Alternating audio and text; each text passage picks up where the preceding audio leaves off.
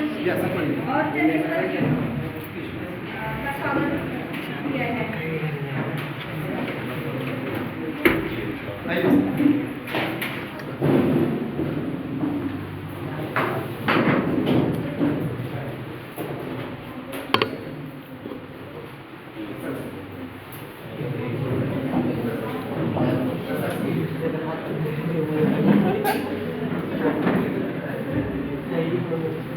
भारतीय संस्कृति के अनुसार हमारे यहाँ आए अतिथियों का सम्मान करना हमारा कर्तव्य बनता है। सर्वप्रथम इस सत्र के अध्यक्ष प्रोफेसर डॉक्टर दत्ता साकोरे जी का स्वागत एवं सम्मान।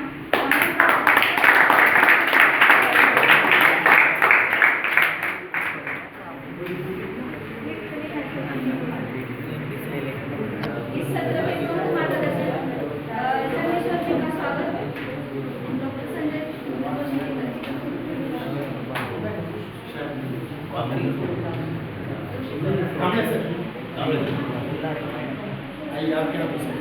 चंद्रेश्वर जी का स्वागत कामले सर।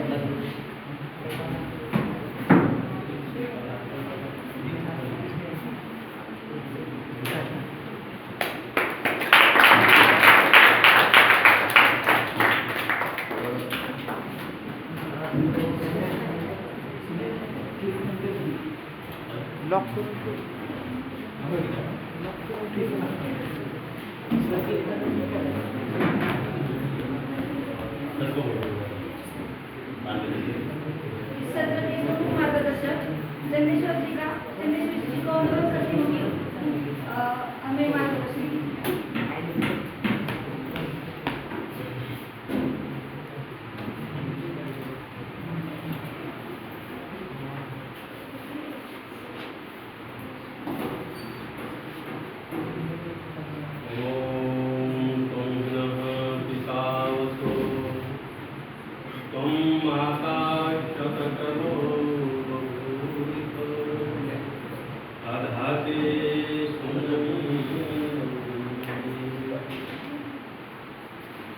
सम्मान के योग्य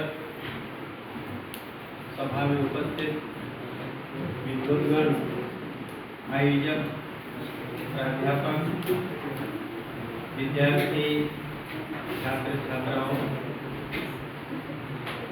सुबह से हम यहाँ बैठ करके पाणिनीय वर्णोच्चारण चिट्ठा इस विषय पर चर्चा सुन रहे हैं। दो वक्ताओं का आपने बड़े अच्छे ढंग से सुना है कि पाणिनीय शिक्षा क्या है, वर्णोच्चारण शिक्षा क्या है। जैसे कि प्रातः काल भी आपने सुना, अभी भी सुना, कुछ बातें हैं उसमें पुनरावृत्ति होगी और इसलिए पुनरावृत्ति भी आवश्यक है कि बार बार अगर किसी बात की चर्चा होती है तो ध्यान में बैठ जाता है। और वादे वादे जायते तत्वबोधा, जब एक बात की बार बार चर्चा होती है, उस पर बात होता है, विचारों का आदान प्रदान होता है, तो वो उससे उसके तथ्य भी निकल के बाहर आ जाते हैं। तो इस तरह से वह ठीक तरह से समझ में आ जाए, इसके लिए वर्णोच्चारण ये पुनरावृत्ति भी कुछ इसके अंदर आपको सुनने के लिए मिले। तो सबसे पहले हम भी शिक्षा से ही शुरू करते हैं कि शिक्षा किसे कहते हैं। जैसे कि सुबह में आपने सुना कि वर्णोच्चारण आदि यत्र शिक्षते उद्देश्यते सा शिक्षा, म्हणजे जहाँ पर वर्णों के उच्चारण आदि का ज्ञान दिया जाता है उसको शिक्षा कहते हैं। प्राचीन काल में जब मनुष्य की निर्मिति हुई या निर्माण हुआ, परमपिता परमात्मा ने उनको जो ज्ञान दिया, उस ज्ञान का ही नाम वेद है। और उस वेद को जानने के लिए प्राचीन काल में शास्त्र एक साधन थे। शास्त्र क्या थे? साधन थे। वेदों को जानने के लिए साधन थे। जिन वर्णों का उपदेश करते हैं, जहाँ पर वर्णन किया जाता है वर्णों का, उसको ही शिक्षा कहते हैं। और शिक्षा के माध्यम से ही वेद को जाना जाता था, इसलिए शिक्षा क्या थे? वेद को जानने के साधन थे। तो वेद के पठन पाठन का उद्देश्य क्या था? तो कहते हैं अनिष्ट इष्ट प्राप्ति अनिष्ट परिहारयोः अलौकिकम उपायम यत् वेदैति स वेदः। वेद वह है जो इष्ट की प्राप्ति कराता है और अनिष्ट का से बचाता है, दूर करता है। जो इस मार्ग को बताता है, इष्ट प्राप्ति के मार्ग को, और अनिष्ट से दूर करता है, हमारे जीवन से अनिष्ट को दूर करने का मार्ग ज्ञान देता है, उसी को वेद कहते हैं। हम क्या चाहते हैं इस दुनिया में? हम जन्म लिए, हमारा उद्देश्य क्या है? कौन आदमी है जो इस दुनिया में आकर के दुखी रहना चाहता है? सब अपने जीवन में सुख को प्राप्त करना चाहता है। जीवन का उद्देश्य हम जीते हैं सुख की प्राप्ति के लिए, और सुख की प्राप्ति के लिए ही हम जितने दुनिया के कार्य करते हैं सुख की प्राप्ति करने के लिए करते हैं। तो सुख की प्राप्ति किससे मिलते हैं? सुख कल्याण, जीवन का कल्याण जिससे होता है, जिसमें से जीवन में जीने का मार्ग मिलता है, सुख मिलता है, शांति मिलती है, समृद्धि मिलती है, उसको समृद्धि मिलती है। जो इसके लिए मार्ग प्रशस्त करता है उसको वेद कहते हैं। और जो हमारे जीवन के दुख, कष्ट, संताप को दूर करने के उपाय को बताता है वो भी वेद है। इसलिए वेद को पढ़ना बहुत जरूरी है, क्योंकि हम सुखी रहना चाहते हैं, अपने जीवन को सुखमय बनाना चाहते हैं और दुख को दूर करना चाहते हैं। अगर सुख चाहते हैं तो सुख के उपाय का ज्ञान वो पर वेद ही बताता है, और दुख से बचने का भी मार्ग वेद बताता है। इसलिए उसको पढ़ना हमें आवश्यक है, और उसको जानने के लिए ही शिक्षा शास्त्र बना है, और ये शिक्षा शास्त्र है। तो शिक्षा शास्त्र उस समय जो वेदांत, जो आज हम 6 वेदांत को हम पढ़ते हैं, कि ये वेदांत को जाने बिना शिक्षा वेद को हम नहीं जान सकते। उससे पहले हमें वेदांत को जानना चाहिए। तो प्राचीन काल में जिस समय में वेद का पठन पाठन होता था, उस समय में ये वेदांग नाम से नहीं थे, उसमें शिक्षा शास्त्र के ही नाम से थे। जैसे कि सुबह में विद्यानिधि जी ने बताया कि जब बुद्धि की कौशल्य कम हुई तो उसके बाद धीरे धीरे वह पुस्तक का रूप धारण किया, और फिर वह 6 भागों में बट गया, और 6 भागों में बट जाने के बाद वो शिक्षा को फिर उसको हम शिक्षा, कल्प, निरुक्त, व्याकरण आदि आदि के नाम से हम जानने लगे। तो ये हमारे जीवन में आवश्यक है। ये जो वर्ण ज्ञान जिसको मालूम नहीं है, वह जिसको शिक्षा मालूम नहीं है, क्योंकि पाणिनीय वर्णोच्चार शिक्षा को शिक्षा ही कहते हैं, और इन शिक्षा के ज्ञान के बिना हम वेद को नहीं जान सकते हैं। इसलिए वर्णों का ज्ञान हमें आवश्यक है। लेकिन उसके बाद जो रचना हुई बहुत कालांतर के बाद, क्योंकि सृष्टि को ये बन करके 1,96,53,500 कोई 26 वर्ष हो गया। तो इतने वर्ष काल है, और पाणिनि के कब काल क्या माना जाता है? 3,500 या 4,000 साल वाले कहेंगे। तो क्या उससे पहले नहीं थी शिक्षा? थी, वेदांग थे, लेकिन उसमें भी इन्होंने सुधार न करके अनेकों विद्वानों ने उस पर लिखा, लेकिन फिर भी इन्होंने जो लिखा जो सभी लोगों में व्यवहारिक में भी प्रसिद्ध हो गया, और जिससे हम व्यवहार हम करते हैं वो व्यवहारिक ज्ञान कराने का बोलचाल के जो उस समय में थे वो अलग, और अब जो है जो पाणिनि ने किया वो साधारण करने, उसमें सोपा जो कहते हैं ना, आसान करना, वो आसान करने का प्रयत्न किया, और उसके आसान करने से जो वेद को भी पढ़ना आसान हो गया, उसके उच्चारण करना को भी आसान हो गया। तो इसलिए उसका ज्ञान बहुत आवश्यक है। जब हम व्यवहार में देखते हैं, उसके बाद भी पाणिनि के शिक्षा को रचने के बाद भी जब उनके ज्ञान भी इस भारत से लुप्त होने लगा, या प्राय समझे लुप्त ही हो गया, तो महर्षि दयानंद जी नाम का एक बहुत बड़े विद्वान आए, सन्यासी आए। उन्होंने जब विचरण करते हुए भारत में विचरण किया, संन्यास लेकर के प्रचार कर रहे थे, तो उस समय में उन्होंने देखा कि अरे दक्षिण भारत में कुछ शब्दों के उच्चारण या वर्णों के उच्चारण अलग प्रकार से हो रहा है, उत्तर भारत में अलग हो रहा है, कोई कहीं अलग अलग ढंग से कर रहे हैं। जैसे कि सुबह में आपने सुना यज्ञ शब्द है, तो यज्ञ को जग भी कई लोग कहते हैं, जग बिल्कुल अलग है और यज्ञ अलग है, तो जग क्यों कहते हैं? अब वो उनके सामने प्रश्न आया, तो उन्होंने विचार किया कि ये क्या हो रहा है, लेकिन उनको भी समझ में नहीं आ रही थी कि ये बात क्या है। लेकिन खोज करना शुरू किया, तो जैसे कि सुबह में बताया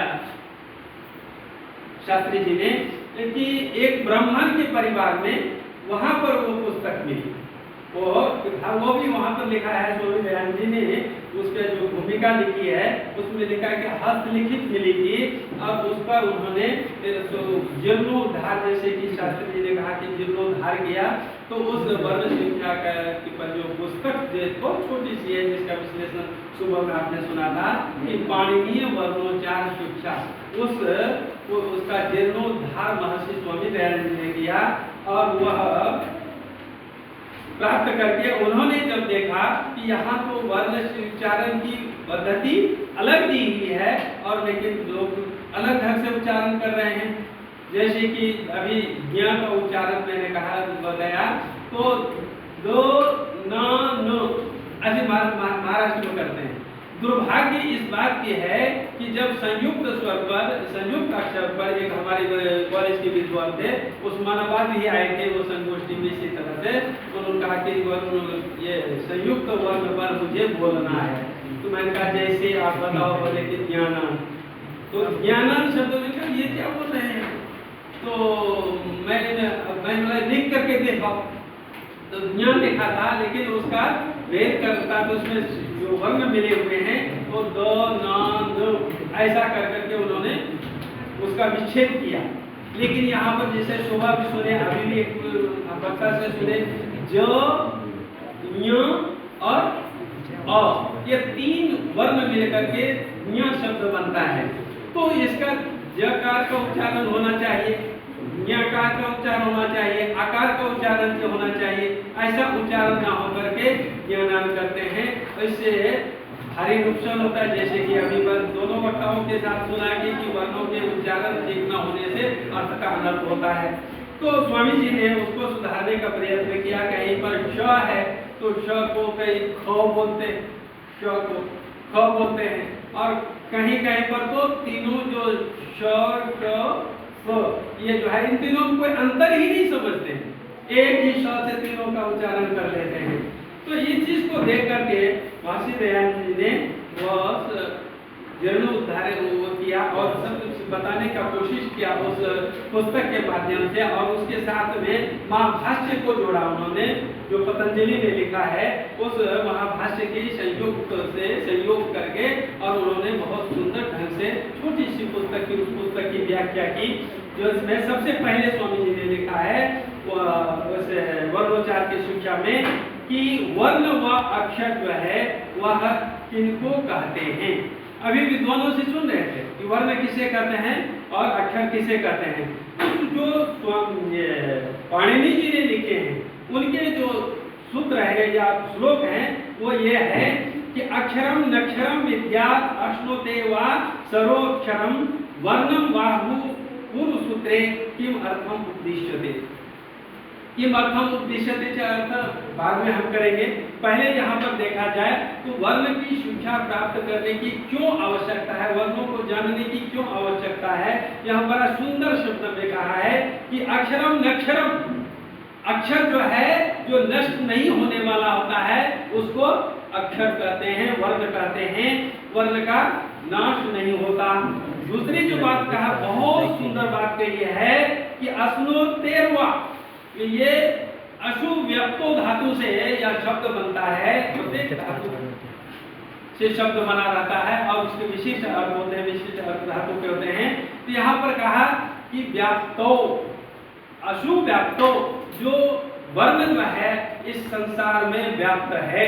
जो हम बोल रहे हैं आप लोगों को लगता है कि समाप्त हो गया, ये समाप्त नहीं हो जाता है, संसार के कोने कोने में चला जाता है। अब कहिएगा कि ये व्याप्त कैसे हो जाता है, संसार के कोने में कैसे चला जाता है। आप बोल रहे हो यहाँ, और अगर कोई मनुष्य इंग्लैंड में बैठा हुआ तो वो कैसे सुन लेगा? सुनता है। आज हम रेडियो सुनते हैं, रेडियो में जो उस्मानाबाद हो या दिल्ली से है, दिल्ली में बोलता है, यहाँ सुनते हैं कि नहीं? तो दिल्ली की बात यहाँ कैसे सुने? दिल्ली में समाचार हो दे रहा है, टीवी पर दे रहा है या रेडियो में दे रहा है, लेकिन हम सुनते हैं कि नहीं? वहां पर शब्द बोला गया और यहाँ पर शब्द पहुंच गया। यहाँ पर अगर हमें सुनने के यंत्र अगर हमारे पास है तो हम यहाँ रेडियो से हम सुन लेते हैं। क्रिकेट हो रहा है इंग्लैंड में और हम बैठ करके यहाँ क्या देख रहे हैं जी? क्रिकेट देख रहे हैं। आवाज के साथ देख रहे हैं कि नहीं? सुन रहे हैं कि नहीं? अब शब्द व्याप्त है या नहीं? कहां से कहां चला गया शब्द? तो जो हम शब्द ये बोल रहे हैं, वर्ण जो बोल रहे हैं, ये नष्ट नहीं होता, ये सदा विद्यमान रहता है।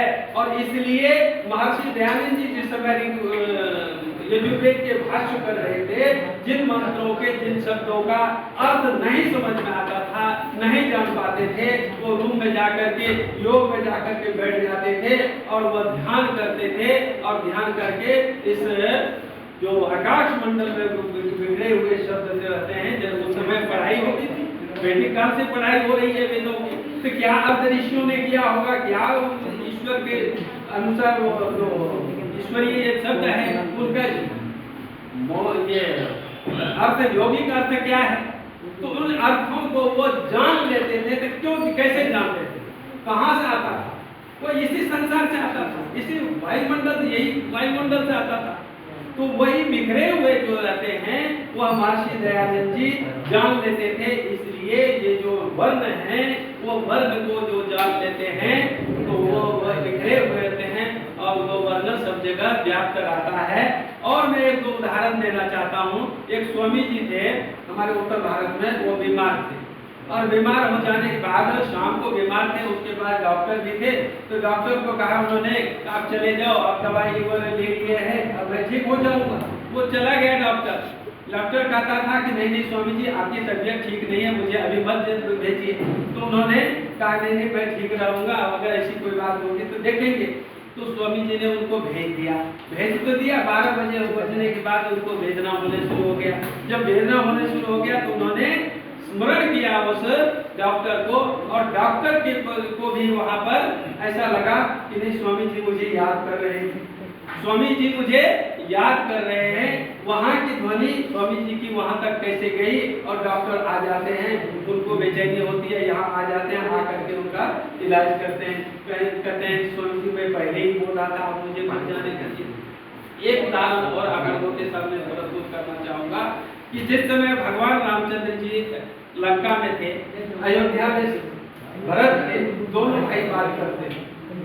तो समय कौन सी समय? आज कहेंगे कि हमारे पास मोबाइल है, मोबाइल आदि यही वर्ण शिक्षा का देन है। अगर वर्णों को हम जानते हैं तो दुनिया की सारी चीजों को हम जान सकते हैं। अगर वर्ण को हम नहीं जानते हैं तो हम कुछ भी नहीं जानते हैं, याद रखना, कुछ नहीं जान सकते हैं, क्योंकि बोली भाषा भी नहीं आएगी हमारी।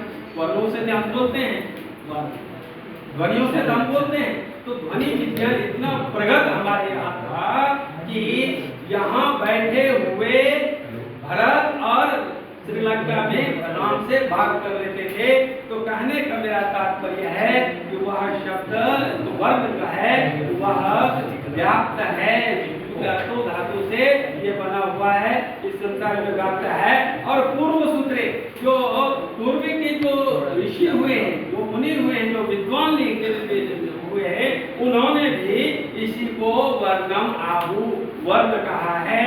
अब प्रश्न ये होता है कि वर्णम किम अर्थम उपदिश्यते, इस वर्ण का उपदेश किस लिए किया जाए, किस लिए किया गया है? तो इस वर्ण का उपदेश किस लिए किया गया है? तो वर्णोच्चार शिक्षा में महर्षि लिखते हैं यहाँ पर पाणिनि कि वर्ण ज्ञानम विषय वाग विषयो यत्र च ब्रह्म वर्तते। वाणी जो है वह वर्ण ज्ञान वाणी का विषय है, और जिसमें ब्रह्म वर्तते, वह ब्रह्म का निवास है, अर्थात भगवान का, ईश्वर का निवास जिसमें है उसको वर्ण कहते हैं। अगर वर्ण को हम जान गए तो हम ईश्वर को जान सकते हैं, ब्रह्म को जान सकते हैं। अगर हम वाणी वर्ण को नहीं जानते तो ना ईश्वर को जान सकते हैं और ना ही हम इस जगत को जान सकते हैं। किसी चीज को हम इस चीज में नहीं जान सकते, इसलिए यहाँ पर कहा है कि इसे कहने की आवश्यकता है। इसको ये तो वर्ण है, ये कहते हैं कि पुष्पितः, ये फल फूलों से युक्त है, संपूर्ण जो चीज, जैसे कि आकाश में उदाहरण दिया है कि आकाश में चंद्र तारे जो होते हैं इससे युक्त, सूर्य चंद्र चारे तारों से युक्त आकाश सुंदर दिखता है, भरा पूरा बहुत अच्छा दिखता है। उसी तरह से यह वर्ण जो आकाश है ये भी बहुत फल फूलों से युक्त है, हर चीजों से युक्त है। इसको ऐसा जानना चाहिए। वेदितव्यम ब्रह्म राशि, ये जो ब्रह्म राशि जो है, शब्द के समूह जो है या राशि जो है ये, अब इसको इसलिए फिर इसको ये करना चाहिए, इसलिए पढ़ना चाहिए। तो मुख्य उद्देश्य बाद में कहा है कि वर्ण को इसलिए जानना चाहिए कि सर्वे वेदा पुराणानि फलावाप्ति अस्य ज्ञाने, जो सभी प्रकार के वेद हैं, 4 प्रकार के वेद हैं, पुराण हैं इत्यादि के पढ़ने से जो फल की प्राप्ति होती है, जिस फल की प्राप्ति होती है उस फल की प्राप्ति वर्ण के ज्ञान करने से हो जाता है। कहता है वर्ण अस्य ज्ञाने भवति, इसका अगर ज्ञान हो गया वर्ण का तो आपको सब कुछ की प्राप्ति हो जाती है। वेद के पढ़ने से जो अभी मैंने कहा ना, वेद का क्या उद्देश्य है, इष्ट की प्राप्ति और अनिष्ट का नाश। तो इष्ट की प्राप्ति अगर आप चाहते हैं, अनिष्ट का नाश चाहते हैं तो वर्ण को हमें जानना ही चाहिए और पढ़ना ही चाहिए। तो अभी और नहीं इसके जो व्याख्या किया है उसको मैं पुनरावृत्ति करना नहीं चाहूंगा, लेकिन एक बात और करना चाहूंगा कि शब्द का स्वरूप कैसा है, किस फल को ये प्राप्त कराता है, ये चीज जो मैंने कहा है इसी के अंदर प्रश्न भी किया गया है और महर्षि दयानंद जी ने इसका विश्लेषण किया है। उन्होंने भाष्य किया है वर्णनीय वर्णोच्चारण शिक्षा का। तो वर्णनीय वर्णोच्चारण शिक्षा में जो प्रश्न किया गया है कि ये फल जो है किस फल की ये प्राप्ति कराता है, तो यहाँ पर उत्तर में वर्णोच्चारण शिक्षा के उत्तर में ये कहते हैं कि तम अक्षरम, वो जो अक्षर है वो ब्रह्म है, वो अक्षर ब्रह्म है, अर्थात परमात्मा है, ब्रह्म है, ये सारे संसार है वो, और परम, और वो सबसे उत्तम है। ये वर्ण क्या है, सबसे उत्तम है, पवित्रम पवित्र है, इससे और कोई पवित्र नहीं हो सकता। और गुहाय स्वयं, यह बुद्धि के आश्रय से है, ये बुद्धि के अंदर है। कहते हैं ना धर्म से तत्वम गुह्यतम गुहायाम, जो धर्म के तत्व है ये बुद्धि रूपी हृदय आकाश में है। तो इसका आशय जो है, इसका जो स्थान है हृदय आकाश है। और इसीलिए जो विप्र लोग हैं, विद्वान लोग जो हैं, इसकी कामना करते हैं, इस ब्रह्म को जानने की कामना करते हैं। अर्थात इस ब्रह्म को अगर जानना चाहते हैं तो वर्णोच्चार शिक्षा को जानना ही चाहिए। और जो वर्णोच्चारण को सीख गया, वर्णोच्चारण शिक्षा की पद्धति को सीख गया, वही इस ब्रह्म को प्राप्त कर सकता है।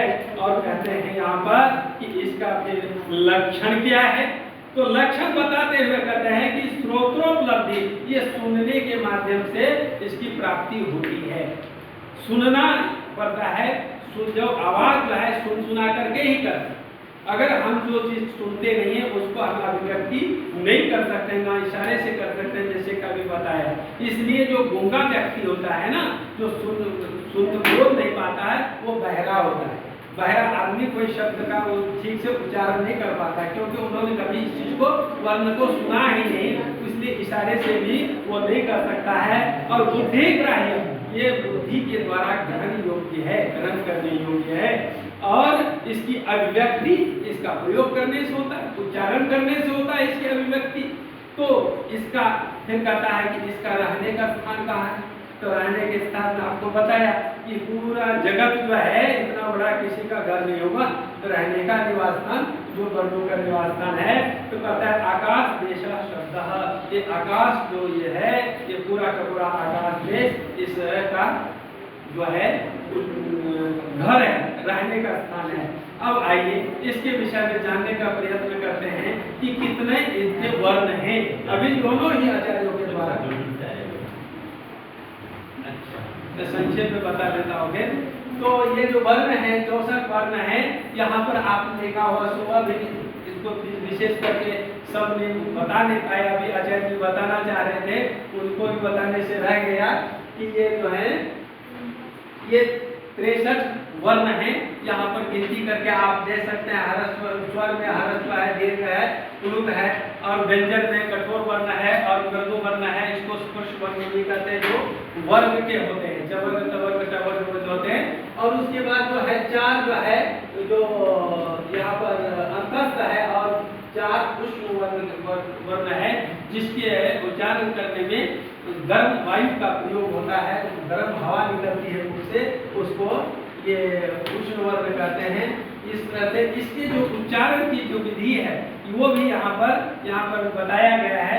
लेकिन सभी चीजों को हम अभी जैसे कि कहते हैं समय हो रहा है, इसलिए मैंने 3 से 4 मिनट में समाप्त कर देता हूँ कि ये जो वर्णोच्चारण शिक्षा जो है पाणिनि का लिखा हुआ है, और इसमें जो है 8 प्रकरण उसके बाद दिया है। वर्णोच्चारण बताया है, और वर्ण उच्चारण ठीक से न आने से कौन सा हानि होता है, क्या लाभ होता है ठीक से बोलने से, और ठीक न बोले जाने वाले कैसे ठीक से नहीं बोलते हैं, वो भी दिया हुआ, जैसे कि दोनों विद्वानों ने वर्णन किया है।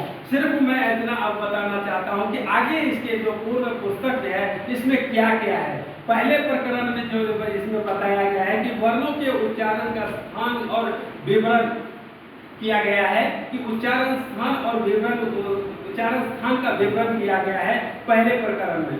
दूसरे प्रकरण में कहा है कि जैसी जैसी क्रिया से जिस जिस वर्ण का उच्चारण होता है उस प्रकार वर्णन करना किया गया है, उसी प्रकार से उसका वर्णन किया है दूसरे प्रकरण में। तीसरे प्रकरण में वर्णों के अभ्यंतर प्रयत्नों का वर्णन किया गया है, और अभ्यंतर प्रयत्न का। और चौथे प्रकरण में बाह्य प्रयत्नों का वर्णन किया गया है कि किस तरह से बाह्य प्रयत्न में वर्ण के उच्चारण में काम करता है। और छठा प्रकरण जो है उस प्रकरण में आकार आदि वर्णों के भेद दिखाए गए हैं। पांचवें में इसमें कहा गया है कि जो स्थान कारण और प्रयत्न है ना, इसके विषय में, कारण के विषय में कहा गया, प्रयत्न के विषय में कहा है, उसका ज्ञान आवश्यक क्यों है इसके विषय में वर्णन किया है 5वें प्रकरण में। और 7वें प्रकरण में अयोगवाह वर्ण के विषय में और यम वर्ण के विषय में जानकारी दी है, जो कि अयोगवाह यहाँ पर दिया हुआ है। ये अयोगवाह है, ये 4 और दीर्घ से 4, इस 4 को यम भी कहते हैं, लेकिन हमारे कुछ विद्वानों ने यम को अलग इत्यादि जो है उसको लेकर के बनाया है, लेकिन वो गलत है। ये जो वर्णोच्चारण शिक्षा में इस ग्रंथ में, पुस्तक में, छोटी सी पुस्तक में आया है, ये जो पाणिनि का लिखा हुआ है उसमें इस तरह से बताया गया है। तो 7वें प्रकरण में ये बताया गया है। और 8वां जो और लास्ट जो इस पुस्तक का प्रकरण है, महर्षि दयानंद जी जिसकी व्याख्या किया है इसमें, तो उन्होंने 8वें प्रकरण में वर्णन किया है कि वर्ण के स्थान कारण प्रयत्न तो हो चुके हैं, लेकिन इसमें स्थान के लक्षणों का वर्णन किया है। जो स्थान के लक्षण हैं, जो वर्णोच्चार के स्थान है, उसके लक्षण क्या है, इसका वर्णन इस 8वें प्रकरण में किया है। इस तरह से वर्णोच्चार जो पाणिनीय शिक्षा के जो वर्णोच्चार शिक्षा है उसके अंदर जो 8 प्रकरण हैं, उन 8 प्रकरण में ये बातें कही गई है। मैं संक्षेप में पूरे इसके अंदर क्या क्या है उसके विषय में मैंने जानकारी दी। समय नहीं है कि जो मैं थोड़ा सा विस्तार पूर्वक मैं बोलूँ, क्योंकि जितना कहा जाए उतना ही मैं समझता हूँ कम है, क्योंकि कर्मचारी शिक्षा सिर्फ पुस्तक में जितना दिया है इतना ही नहीं, बल्कि और भी बहुत सारे इस शिक्षा के विषय में कहा गया है। बहुत सारे विद्वानों ने लिखा है, जैसे आप अगले आने वाले वक्ताओं के से सुनेंगे। इसके उच्चारण जो अनेक प्रकार के उच्चारण हैं, जो विपरीत है, निषद स्पष्ट है, और या स्वर है, द्रुत है, किस तरह से उसका उच्चारण होता है, क्या मात्राएं हैं, इन सब के विषय में जानकारी हम उम्मीद कर रहे हैं आने वाले दिनों में आपको मिलेगा। ये शब्दों के साथ मैं अपने वक्तव्य को यहाँ पर विराम देता हूँ, क्योंकि समय कम है और समय के अनुसार समाप्त कर देना है। करता हूँ इन शब्दों के साथ।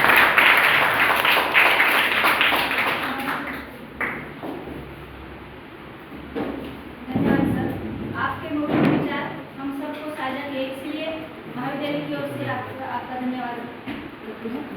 इस सत्र के अध्यक्ष प्राध्यापक डॉक्टर दत्ता साकोळे से अनुरोध करती हूँ कि अपना सत्राध्यक्षीय मंतव्य रखें।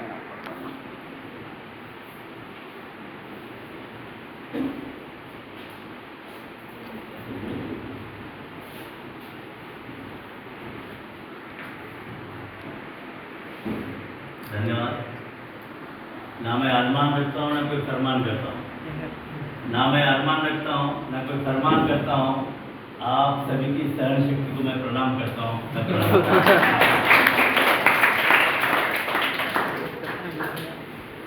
अभी चंद्रेश्वर जी ने,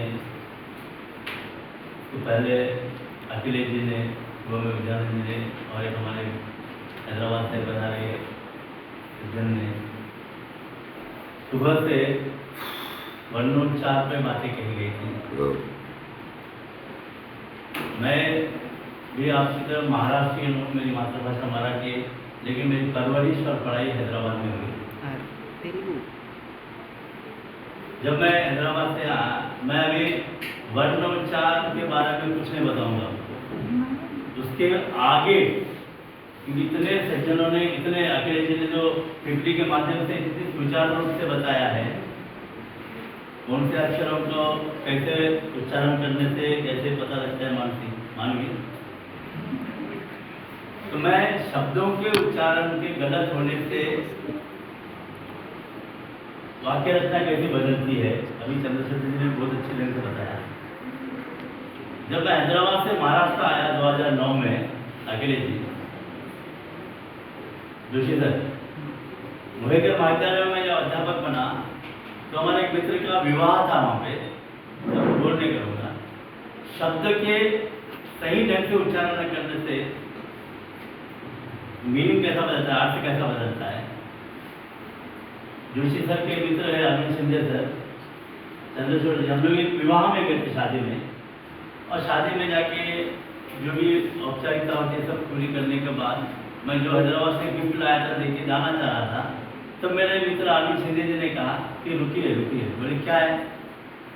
अरे मैंने गिफ्ट दी थी, मुझे जाना है, मैं स्टेज। उन्होंने कहा नहीं अभी मजा है। बोले अभी क्या मजा है? अभी दूल्हा दुल्हन के बाजू में बैठता है, सब लोग खाना खाने के बाद। मैंने फिर क्या करते हैं? अब दूल्हा दुल्हन के मुंह में घास डालता। बोले घास क्यों डालते हैं? जिलेबी है, जामुन है, पापड़ है, लड्डू है, पूरी है, तो घास डालता है। बोले घास में बाहर घास को हिंदी में निवाला कहते हैं, और हिंदी में घास, मराठी में घास बोलते हैं, तो घास डालना है। मैं बोला घास क्यों डालते हैं? शब्द जब आपको सही चयन नहीं होता है। बड़े सर कोल्हापुर में कवि सम्मेलन था, कोल्हापुर की कवित्री आई थी, मैं भी कविता कहने के लिए गया। एक शब्द के सही चयन न होने से कितनी हानि पहुंचती है। देखिए, जैसे हम लोग खाना खाने बैठे, तो कवित्री भी चंद्रशेखर सर खाना खाने बैठी थी हमारे बाजू में, और खाना खाते खाते अचानक उसने कहा, मुझे कहा सर सर। बोले क्या? भात में सब खड़े हैं। बोली भात में क्यों खड़े? बाजू में बोले बारीक बारीक खड़े हैं। कहने का मतलब है, अभी सुबह से जो आप लोग सुन रहे थे, उच्चारण के सही ढंग से न करने से, अक्षर के सही ढंग से न करने से, वैसे वाक्य अगर मराठी भाषी हिंदी बोलते हैं तो इस तरह की घटनाएं घटित होती है। इसलिए इस तरह के संगोष्ठी का आयोजन किया जाता है।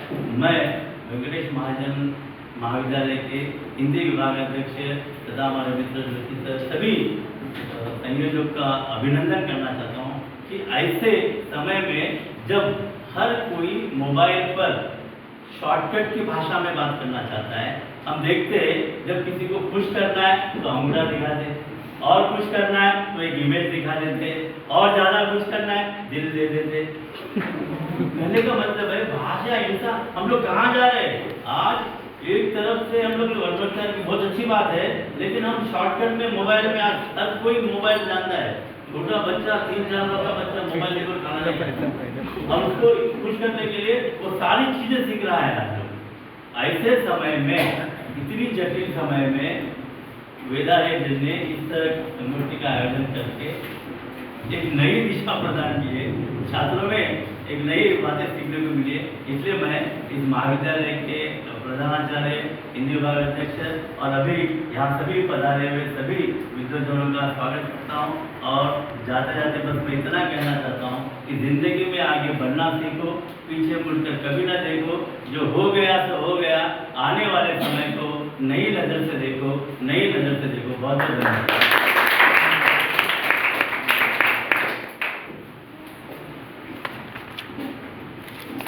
धन्यवाद सर। इस सत्र के कृतज्ञता ज्ञापन के लिए मैं आमंत्रित करती हूँ प्रोफेसर डॉक्टर अर्चना बनाई।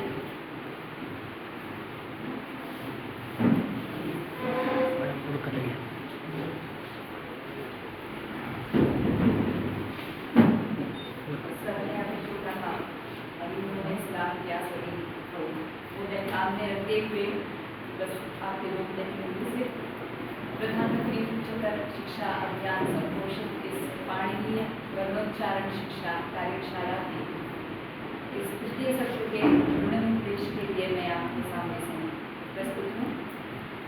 यह कार्यशाला केवल हमारी भाषा को सुंदर बनाने के लिए है, बल्कि भाषा को सुंदर तरीके से समझने के लिए है, ऐसा मुझे लगता है।